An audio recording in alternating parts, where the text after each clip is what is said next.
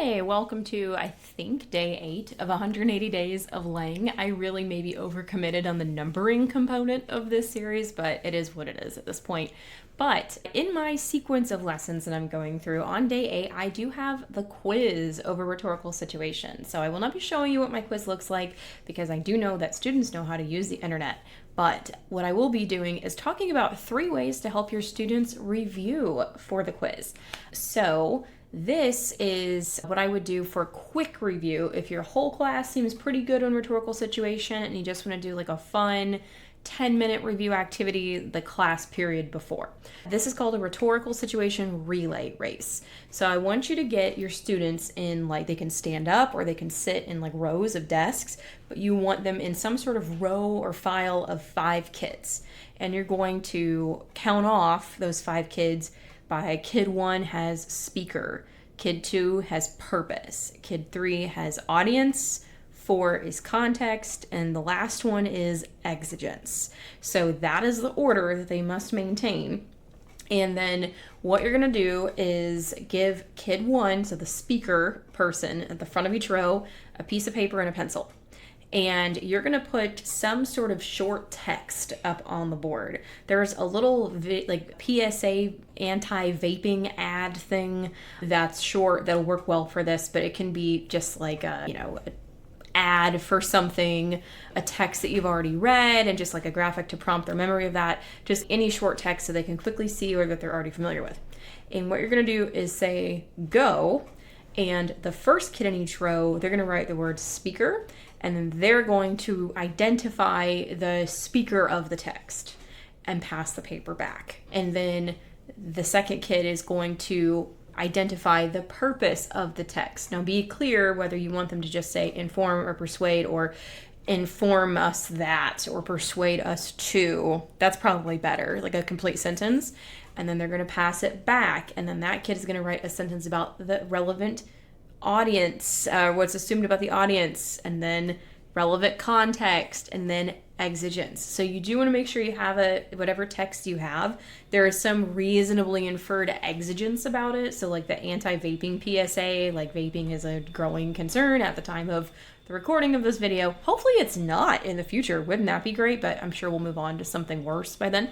But that is it. So the last kid that gets exigence, calls time, bingo, whatever, you go check it. And if they have all 5, their team wins. So it gets them thinking quickly, but there's a difference between them seeing the words and be like, oh yeah, I know what speaker is. Oh yeah, I know what context is. And then on the spot having to analyze specifically that thing. So I think it's just a fun whole class review. What do you do if you don't have multiples of 5 in your class? So what you could do is, let's say you have 28 kids. So that last group of 3 kids maybe, or you have 2 groups of 4. When the speaker kid is done, they're going to go to the back of the row and fill in. And you may have to do that twice. So the speaker, if you only have a group of 3, then speaker writes and then runs to the back, and then audience writes and runs to the back. And then they become the context and exigence person. So you may have to have a little bit of shuffling, but I think that'll be fine. And yeah, so that's a suggestion for just a quick whole class review. All you need for that is paper and pencil. Now let's talk about if you have maybe individual students who are really struggling like with a specific component of it. I'm not done with all of these yet, but I'm going to link in some practice pages. I have these for pretty much all of the major rhetorical analysis devices and for all of the appeals, but I've been developing these for rhetorical situations. So this is just a structured practice page that reminds them about the concept, has some annotation practice and some written analysis practice, like a thesis statement thing, and then a creative extension. You could do these whole class too as you're going through it, but so far I have these available for speaker and purpose, but by the time you watch this, I may have the other ones up as well. So I will link those if you need some targeted practice. And then the last thing is a project that I've done many times called America's Next Top Political Party.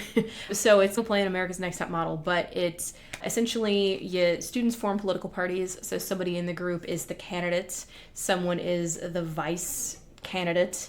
So if it's president, vice president, I have someone be the candidate's spouse, and someone is the celebrity spokesperson in the group if you have like a group of 5, you could have 2 celebrity spokespeople.